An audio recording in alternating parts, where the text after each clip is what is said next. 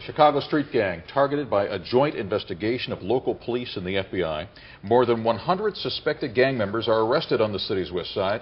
This is an investigation that started about 2.5 years ago. And it involves secret wiretaps that were placed on the phones of the gang members. ABC 7's Ben Bradley was at the court appearance of many of those suspects and joins us with more details. Ben. Linda Allen, for more than 2 years, as members of this street gang allegedly sold drugs on the west side, FBI agents and Chicago police officers were listening, watching, and recording, building a case that they hope will cripple one of Chicago's biggest and best-known gangs. Last night they were on the streets. This morning they were in FBI custody. And by this afternoon they were in court. There will be an impact. The FBI and Chicago police joined forces targeting 104 alleged members and associates of the traveling Vice Lord street gang. 83 are now in custody, facing charges they bought, sold, or managed a massive drug operation that put heroin and cocaine on the streets.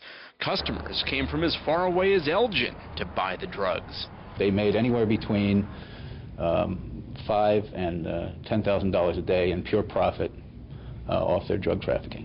The traveling Vice Lords are one of Chicago's biggest street gangs. One of its members was originally suspected of murdering off-duty Chicago police officer Robert Soto and his friend Catherine Romberg in 2008.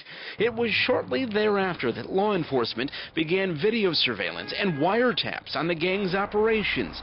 Neither the FBI nor Cook County State's Attorney will say whether today's arrests signify progress in finding the officer's killer. But there is hope the arrests will make North Lawndale safer. Violent crime and homicides usually drop anywhere from 40 to 100% in the community after we do one of these takedowns. So hopefully that'll occur here. But how long does that typically last? It can last 6 months to a year.